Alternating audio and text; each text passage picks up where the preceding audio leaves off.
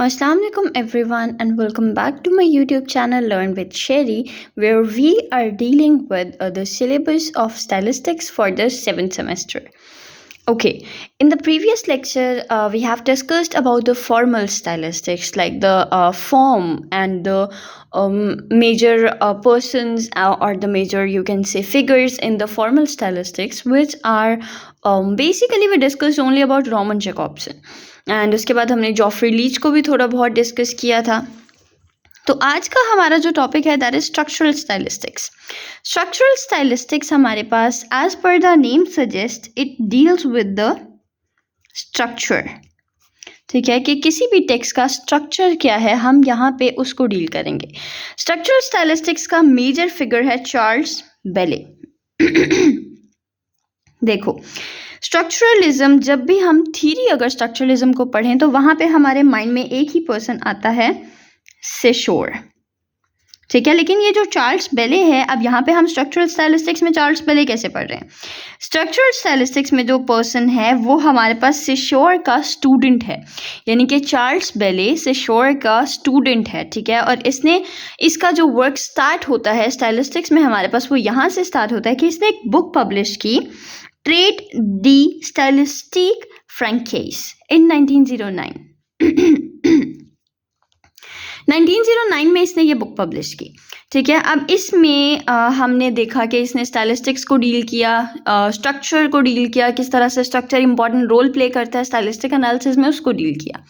अब नेक्स्ट हमारे पास ये है कि इस टाइम पे जो स्टाइलिस्टिक्स हम जिसको डील कर रहे हैं, जिसको हम स्टाइल की स्टडी कंसीडर करते हैं, जिसको हम स्टाइलिस्टिक्स कंसीडर करते हैं, वो हमारे पास उसके जो रूल्स एंड रेगुलेशंस हैं, उसके जो जो चीज़ें हैं हमारे पास, वो सारी की सारी लिंक्ड हैं with the contemporary stylistics the contemporary stylistics aims and methods are linked to the same stylistician Bally proposed. जो बेले था उसने जो जो रूल्स एंड रेगुलेशंस प्रपोज किए थे 1909 में, सेम रूल्स एंड रेगुलेशंस आज फॉलो हो रहे हैं इन द कंटेम्प्रेरी स्टाइलिस्टिक्स, यानी कि जो आज की स्टाइलिस्टिक्स है. और वही के वही प्रॉब्लम्स हैं, वो जिस हिसाब से उस टाइम पे स्टाइलिस्टिशियंस को कंफ्यूज कर रहे थे, आज भी वो प्रॉब्लम्स उसी तरह से स्टाइलिस्टिशियंस को कंफ्यूज करते हैं. ठीक है, लेकिन बहुत सारी चीज़ों में हमें स्लाइट शिफ्ट फील होती है कि इस तरह से ये चीज़ें शिफ्ट हो सकती हैं, बिल्कुल स्लाइट सा हमें फील होता है. ठीक है, और अगर हम बेले के पॉइंट ऑफ व्यू से देखें तो वो ये कहता है कि ये स्टाइल में जो चेंजेस आ रही हैं, जो शिफ्ट आ रही है मॉडर्निज्म की तरफ, even this shift is not progressive but it is regressive. Regressive का क्या मतलब होता है कि हम वापस से अपनी पुरानी और जो है वो बैकवर्ड चीज़ों की तरफ मूव करें. That is the thing which we call regressive.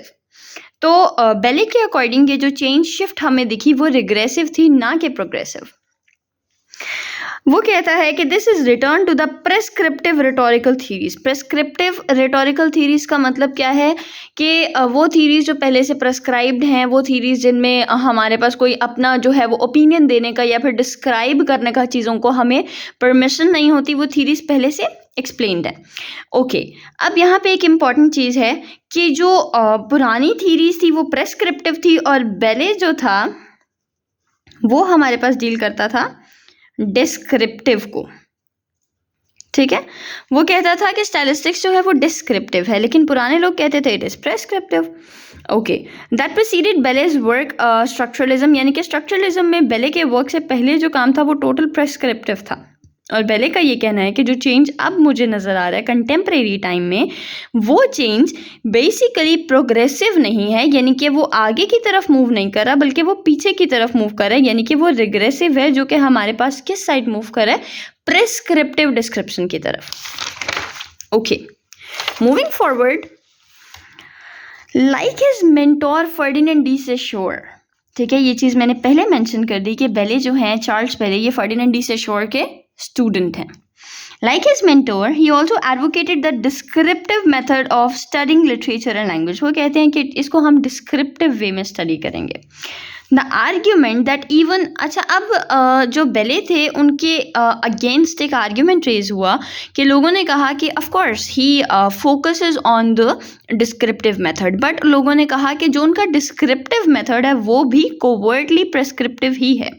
अब कोवर्टली प्रेस्क्रिप्टिव है, इसका क्या मतलब है कि वो भी कहीं ना कहीं उन्हीं प्रेस्क्राइब्ड रूल्स की बेस पे डिस्क्रिप्टिव मेथड को अप्लाई कर रहे हैं जो कि पहले से उनके पास अवेलेबल हैं, ठीक है, या पहले से जो नॉलेज प्रेजेंट है। क्योंकि फर्डिनेंड डी सेशोर हमारे पास इंपॉर्टेंट फिगर थे, जो मेन फिगर थे, तो वहां से लोगों ने ये कहा कि he is basically having completely prescriptive point of view, ठीक है। क्यों? क्योंकि उनका जो काम था वो सेशोर के काम पे बेस्ड था। Okay, Stanley Fisk's article, Is There a Text in the Class, accounts why he left descriptivism and returned to prescriptivism. Stanley का एक आर्टिकल था जिसमें उन्होंने ये चीज़ मेंशन की थी कि स्टैनले ने डिस्क्रिप्टिविज्म छोड़ के प्रेस्क्रिप्टिविज्म की तरफ वापस से क्यों मूव किया। अब स्ट्रक्चरलिज्म जो है, यानी कि स्ट्रक्चरलिस्ट जो हैं वो रिसेंटली डिवाइड हो गए दो सेक्शंस में। कौन कौन से दो सेक्शंस में डिवाइड हुए? एक वो लोग थे जो ऑब्जेक्टिव थ्योरी को फोकस करते थे और दूसरे वो लोग थे जो अफेक्टिव थ्योरी को फोकस करते थे। अब ऑब्जेक्टिव थ्योरी को फोकस करने का क्या मतलब है? ऑब्जेक्टिव का मतलब है हमारे पास कि हम चीज़ों को रूल्स एंड रेगुलेशंस की बेस पे लेके चलें और हम चीज़ों को उनके पर्सपेक्टिव में देखें, यानी कि चीज़ों की बेस पे देखें। ओके, स्ट्रक्चरल स्टाइलिस्टिक्स में हमारे पास एक ऑब्जेक्टिव पॉइंट ऑफ व्यू आ गया, एक अफेक्टिव पॉइंट ऑफ व्यू आ गया। अब ऑब्जेक्टिव में हमारे पास आ गया फॉर्मलिज्म एंड फंक्शनलिज्म।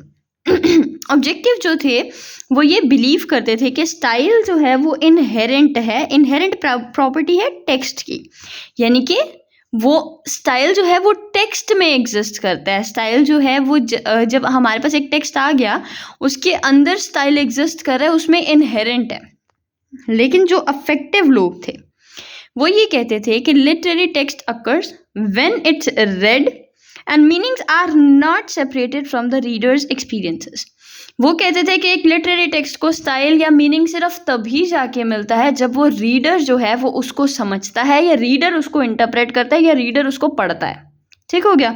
तो बेसिकली अफेक्टिव लोग ये कहते थे कि लिटरेचर जो है वो रीडर की वजह से आकर करता है। लेकिन जो ऑब्जेक्टिव लोग थे वो दो पार्ट्स में डिवाइडेड थे, फॉर्मलिज्म एंड फंक्शनलिज्म। तो वो ये कहते थे कि जो हम टेक्स्ट पढ़ते हैं उसका जो स्टाइल है वो उसकी फॉर्म पे बेस्ड है और उसके फंक्शन पे बेस्ड है। और फॉर्मलिज्म का मेजर फिगर रोमन जैकब्सन, हमने प्रीवियस वीडियो में बहुत डिटेल में पढ़ा इस चीज़ को। फंक्शनलिज्म का मेजर फिगर माइकल हेलिडे, जिन्होंने फंक्शन जो है वो फंक्शंस दिए थे, टेक्सचुअल फंक्शन, इंटरपर्सनल फंक्शन, ये सारे फंक्शंस दिए थे।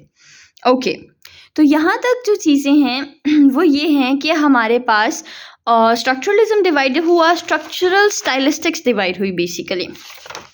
ओके, अब फंक्शनलिस्ट ने क्या कहा कि stylistics system of language to be bi planar. उन्होंने कहा कि ये बाई प्लानर है। बाई प्लानर का मतलब, बाई का मतलब होता है टू और प्लानर का मतलब होता है प्लेन्स। उन्होंने कहा कि ये दो प्लेन्स में एग्जिस्ट करता है। ठीक है, अब दो प्लेन्स में एग्जिस्ट करने का मतलब क्या है कि ये लिंक करता है फॉर्मल स्टाइलिस्टिक फीचर्स को स्पेसिफिक स्टाइलिस्टिक फंक्शंस के साथ, यानी कि फॉर्म को लिंक करता है फंक्शन के साथ। ठीक है, उन्होंने ये कहा कि स्टाइलिस्टिक सिस्टम जो है वो फॉर्म को लिंक करता है फंक्शन के साथ, इसलिए वो सिर्फ उन्हीं स्टाइलिस्टिक फीचर्स को इम्पॉर्टेंट कंसीडर करते थे जिनका कुछ ना कुछ स्टाइलिस्टिक फंक्शन होता था। ठीक हो गया? उसके बाद फॉर्मलिस्ट जो थे उन्होंने जो है वो फंक्शनल क्राइटेरिया को डिसरिगार्ड किया। उन्होंने फंक्शनल क्राइटेरिया को टोटली इग्नोर किया। टोटली मतलब they just didn't consider that. और उन्होंने क्या कहा कि हम जो है वो सिर्फ फॉर्म की बेस पे एनालिसिस करेंगे, क्योंकि फॉर्मलिस्ट थे, they work for the form. उन्होंने सिर्फ और सिर्फ फॉर्म पे जो है वो रिलाई किया, एनालिसिस किया।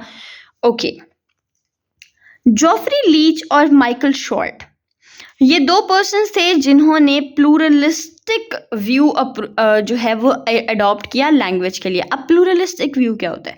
प्लूरलिस्टिक व्यू का मतलब है कि एक से ज़्यादा व्यूज़ हमें किसी भी चीज़ के लिए, किसी भी लैंग्वेज के लिए मिलते हैं, उसको हम प्लूरलिस्टिक व्यू कहते हैं।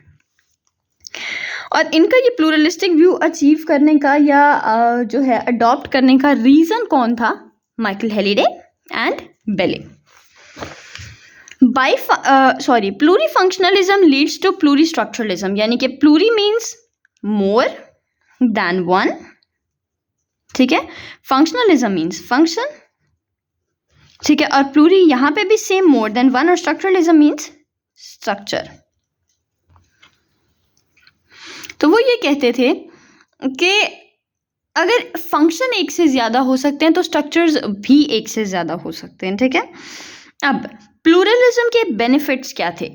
फॉर्मल स्टाइलिस्टिक फीचर्स जो हैं टेक्स्ट के, वो हम ज़्यादा मेथड्स के थ्रू आइडेंटिफाई कर सकते हैं. जैसे हम डिफरेंट फंक्शनल पर्सपेक्टिव से फॉर्मल जो हमारे पास स्टाइलिस्टिक फीचर्स हैं उनको आइडेंटिफाई कर सकते हैं. Okay, let's just do not confuse it. हमारे पास एक फंक्शन है, ठीक है, किसी भी टेक्स्ट का एक फंक्शन है, और जब हम प्लूरलिज्म की बात करते हैं तो वो फंक्शन हमारे पास फंक्शन नहीं फंक्शंस होंगे, ठीक है. सपोज हमारे पास एक फंक्शन ए है, एक फंक्शन हमारे पास बी है. अब हमने जब किसी टेक्स्ट के स्ट्रक्चर को एनालाइज करना है, हम उसको ए फंक्शन से के थ्रू भी एनालाइज कर सकते हैं, हम उसको बी फंक्शन के थ्रू भी एनालाइज कर सकते हैं, ठीक है. अब जैसे हमने पिछली वीडियो में एक लव सॉन्ग की एग्जांपल ली थी कि एक लव सॉन्ग सेम टाइम पे लव सॉन्ग भी है, सेम टाइम पे वो पोइटिक भी है, ठीक है, इमोटिव भी है और पोइटिक भी है. अब अगर हमने स्ट्रक्चर उसी लव सॉन्ग के स्ट्रक्चर को एनालाइज करना है तो हम उसको इमोटिव फंक्शन के पर्सपेक्टिव से भी एनालाइज कर सकते हैं और हम उसको पोइटिक फंक्शन के पर्सपेक्टिव से भी एनालाइज कर सकते हैं. तो प्लूरलिज्म का बेनिफिट क्या हुआ कि हमें एक से ज़्यादा पर्सपेक्टिव्स मिल गए जिनके थ्रू हम एनालिसिस कर सकते हैं किसी भी चीज़ का. ओके, एक और प्रैक्टिकल बेनिफिट क्या था कि it allows the author to borrow freely from different linguistic methodologies. अब जाहिर सी बात है, जब फंक्शन ज़्यादा हैं, स्ट्रक्चर ज़्यादा हैं, तो मेथोडोलॉजीज भी एक से ज़्यादा होंगी, ठीक है. तो वो कहते हैं कि एक और प्रैक्टिकल मेथड जो हमारे पास प्रैक्टिकल बेनिफिट हमें मिलता है प्लूरलिज्म का, वो ये है कि एक स्टाइलिस्टिक एनालिसिस के मेथड को कंस्ट्रक्ट करने के लिए हमारे पास एक से ज़्यादा तरीके आ गए, एक से ज़्यादा मेथोडोलॉजीज आ गई. तो बेसिकली ये था आज का सेशन जिसमें हमने डील किया स्ट्रक्चरल स्टाइलिस्टिक्स को. अगर इसका ब्रीफ ओवरव्यू लें तो हमारे पास जो है वो चार्ल्स बेले का वर्क है जो कि फर्डिनेंड डी सेशोर के स्टूडेंट हैं. और उसके बाद हमने देखा कि स्ट्रक्चरल स्टाइलिस्टिक्स बेसिकली किस तरह से डिवाइडेड है into objective and affective people. उसके बाद हमने देखा फॉर्मलिस्ट और फंक्शनलिस्ट ऑब्जेक्टिव के अंडर आ रहे हैं, और फॉर्मलिस्ट का मेजर फिगर रोमन जैकॉब्सन है एंड फंक्शनलिस्ट का मेजर फिगर माइकल हेलिडे है. नेक्स्ट हमने देखा Geoffrey Leech and Michael Short. उन्होंने बेले और हेलिडे की वजह से प्लूरलिस्टिक व्यू ऑफ लैंग्वेज को अडॉप्ट किया. प्लूरलिस्टिक व्यू ऑफ लैंग्वेज के अकॉर्डिंगली उन्होंने दो प्रैक्टिकल बेनिफिट्स बताए, और उन्होंने ये कहा कि हमारे पास डिफरेंट मेथोडोलॉजीज आ जाती हैं लिंग्विस्टिक को चूज़ करने के लिए, मतलब स्टाइलिस्टिक एनालिसिस का एक मेथड चूज़ करने के लिए. उसके अलावा हमारे पास एक से ज़्यादा पर्सपेक्टिव्स आ सकते हैं जिनके थ्रू हम स्टाइलिस्टिक एनालिसिस कर सकते हैं. ओके, तो ये था आज का session. I hope structural stylistics easily समझ आ गई है, और अगर आपका कोई भी क्वेश्चन है, कोई क्वेरी है, आप कमेंट कर सकते हैं and I will try my best to answer the questions before the exam for sure, ताकि आप लोगों की कोई भी कन्फ्यूजन ना रहे. Okay, I will see you in the next one. Stay safe, bye bye, thank you for watching.